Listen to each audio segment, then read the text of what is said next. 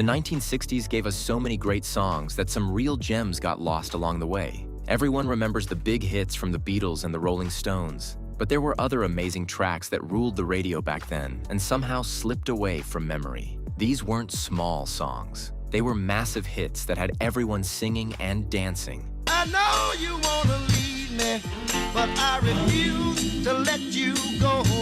Then the years passed and people simply stopped playing them. These are 15 songs from the 1960s you forgot were awesome. Get ready to remember why these tracks deserved your attention all along. 15. Hang On Sloopy. The McCoys came out of Ohio with Hang On Sloopy in 1965 and gave teenagers an anthem they didn't know they needed. The song was simple and loud and absolutely impossible to ignore. That guitar riff hit hard from the first second and never let up until the end. The lyrics told a story about a girl from the wrong side of town. Sloopy lived in a bad part of the city, but the singer didn't care what anyone thought. He loved her anyway.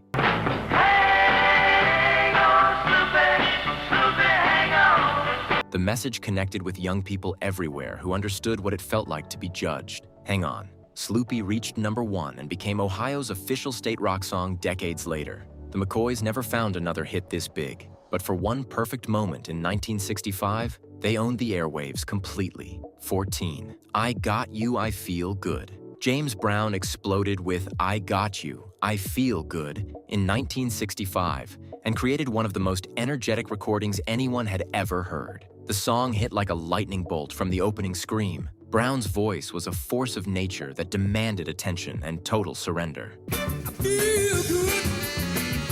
I knew that I would not.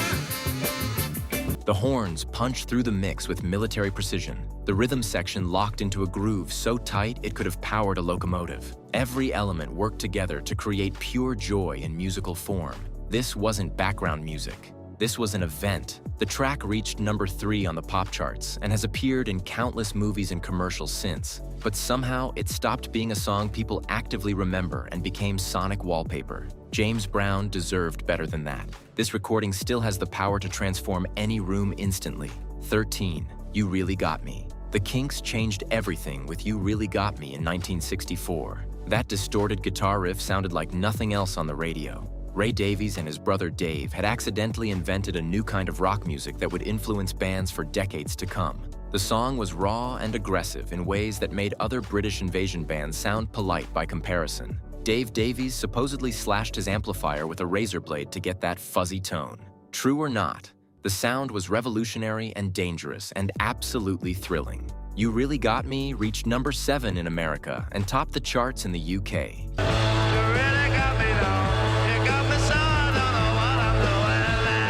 The Kinks went on to become one of the most respected bands in rock history. But this specific track somehow faded from regular rotation while lesser songs kept their spotlight. Time to fix that mistake. 12. Wah Diddy Diddy. Manfred Mann delivered pure pop joy with Wah Diddy Diddy in 1964.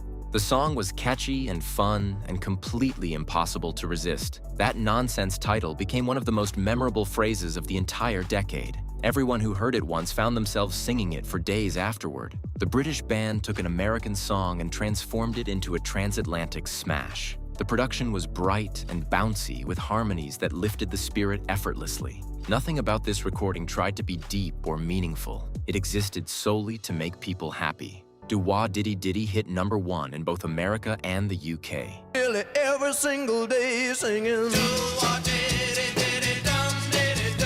Manfred Mann had other successful singles, but nothing quite captured this same lightning in a bottle. The song deserves rediscovery as a perfect example of what 60s pop could achieve when everything clicked together. 11. These Boots Are Made for Walkin. Nancy Sinatra strutted onto the charts with These Boots Are Made for Walkin in 1966 and announced that she wasn't just Frank's daughter anymore. The song dripped with attitude and confidence. Nancy wasn't asking for anything. She was warning someone that she was done being mistreated. The bass line walked with the same swagger as the lyrics promised. The arrangement built around that relentless groove, while Nancy delivered threats with a smile in her voice. The combination of sweetness and menace proved irresistible to audiences everywhere. These Boots Are Made for Walkin' reached #1 and made Nancy Sinatra a star in her own right. These boots are made for walking, and that's just what they'll do. The song has been used in movies and television countless times since then, but somewhere along the way, it stopped being actively celebrated and became just another oldie. This track deserves proper respect. 10. Wooly Bully. Sam the Sham and the Pharaohs arrived with Wooly Bully in 1965, wearing turbans and playing Tex-Mex rock that sounded like a party about to spin out of control. The song made absolutely no sense, and that was entirely the point. Nobody knew what a Wooly Bully was. Nobody cared. Wooly bully, wooly bully, wooly bully. The organ riff was infectious and the energy was unstoppable. Sam counted off in Spanish before launching into 2 minutes of pure garage rock madness. The whole thing felt like it could fall apart at any second, but never did. Wooly Bully reached number 2 and became one of the best-selling singles of the entire decade. Sam the Sham embraced the weirdness completely, and audiences loved every bizarre second. The song proved that fun mattered more than meaning sometimes. 9. Last Train to Clarksville. The Monkees launched their career with Last Train to Clarksville in 1966 and immediately proved the critics wrong about them. Sure, they were manufactured for television, but this song was genuinely great pop music crafted by professional songwriters who knew exactly what they were doing. The track had a dark undercurrent that most listeners missed completely. The narrator was heading off to war and might never return. The cheerful melody disguised a goodbye that could easily be permanent. That tension between surface and substance made the song work on multiple levels. Last Train to Clarksville reached number 1 and established the Monkees as legitimate hitmakers regardless of how they came together.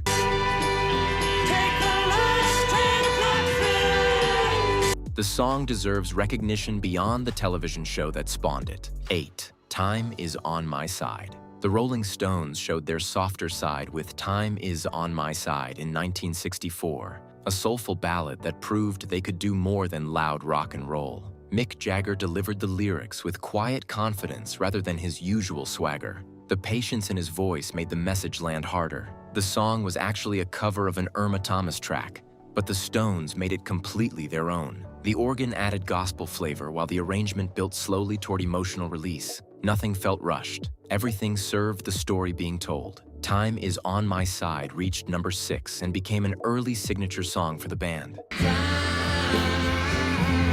Is on my side. Later monster hits overshadowed this tender moment, but it remains one of their finest early recordings. The Stones had a range that people sometimes forget about. 7. Ain't Too Proud to Beg. The Temptations reached desperate heights with Ain't Too Proud to Beg in 1966, a pleading anthem about doing whatever it takes to keep love alive. David Ruffin's lead vocal was raw and exposed in ways that pop music rarely allowed. He wasn't performing heartbreak, he was living it. The Motown production machinery operated at full capacity behind Ruffin's anguished delivery. The rhythm section pushed relentlessly while horns punctuated every emotional peak. The whole recording felt urgent and necessary in ways that transcended typical radio fare. Ain't Too Proud to Beg climbed to number 13 on the pop charts,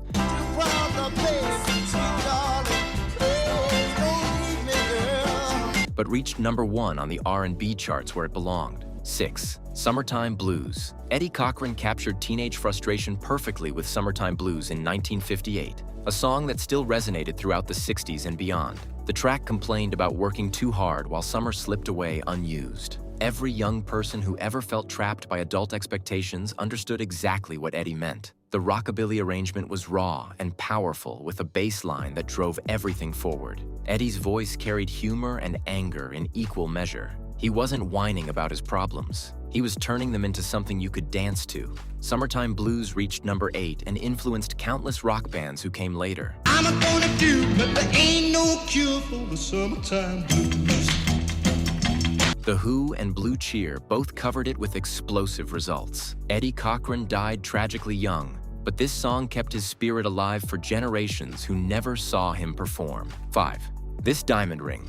Gary Lewis and the Playboys struck gold with This Diamond Ring in 1965, a polished pop production that showcased songwriter craft at its finest. Leon Russell helped create the arrangement that made this track sparkle brighter than the jewelry it described. Every element was calculated for maximum radio impact. The song told a simple story about a worthless ring after love has ended. The diamond meant nothing without the relationship it once symbolized. Gary Lewis delivered the sentiment with just enough emotion to sell the heartbreak without overselling it. This diamond ring reached #1 and launched Gary Lewis into stardom separate from his famous father, Jerry Lewis. Who wants to buy this diamond ring?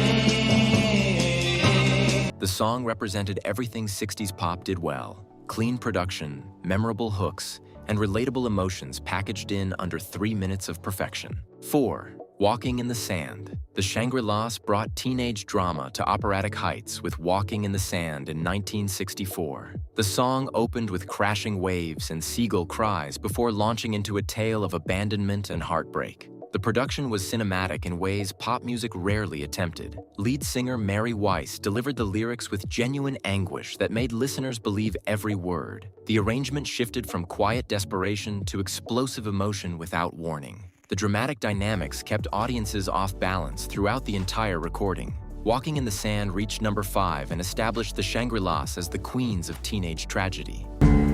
Walking in the sand,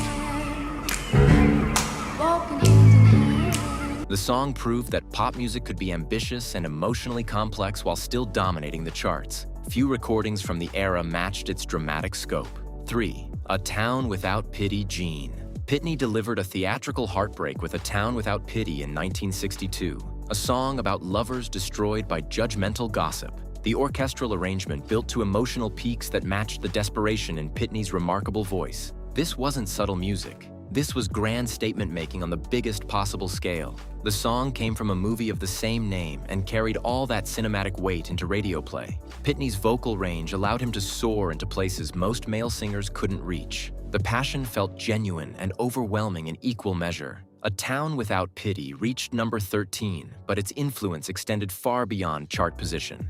What a town without pity can do. Pitney became known for dramatic performances that pushed emotional boundaries. 2. Sea of Love. Phil Phillips created something timeless with Sea of Love in 1959, a tender ballad that continued enchanting listeners throughout the 60s and beyond. The song was gentle and romantic without any tricks or gimmicks, just a beautiful melody and sincere declaration of devotion delivered with quiet conviction. The production was spare and intimate compared to the wall of sound that would dominate later years. That simplicity allowed the emotion to breathe and connect directly with listeners. Nothing got in the way of the love story being told. Sea of Love reached #2. To the sea of love. And has been covered countless times since, including a hit version by the Honey Drippers in 1984. 1. Runaway. Del Shannon burst onto the scene with Runaway in 1961, a song that combined heartbreak with one of the most distinctive sounds in pop history. That warbling musitron solo was unlike anything else on the radio. The futuristic keyboard sound made the whole recording feel like it arrived from another dimension entirely. Shannon's falsetto vocal on the chorus became instantly iconic. The jump from his normal voice to that high wail expressed emotional pain in ways words alone couldn't capture. He wasn't just telling you about heartbreak. He was making you feel it physically. Runaway topped the charts and established Del Shannon as a major star. The song influenced countless artists who heard that musitron and wondered what other sounds remained undiscovered. And that's our list of songs from the 60s you forgot were awesome. These tracks shaped a generation before quietly slipping away from regular rotation. Which one brought back the strongest memories? Which gem did we miss? Drop your favorites in the comments. Smash subscribe, and I'll see you next time.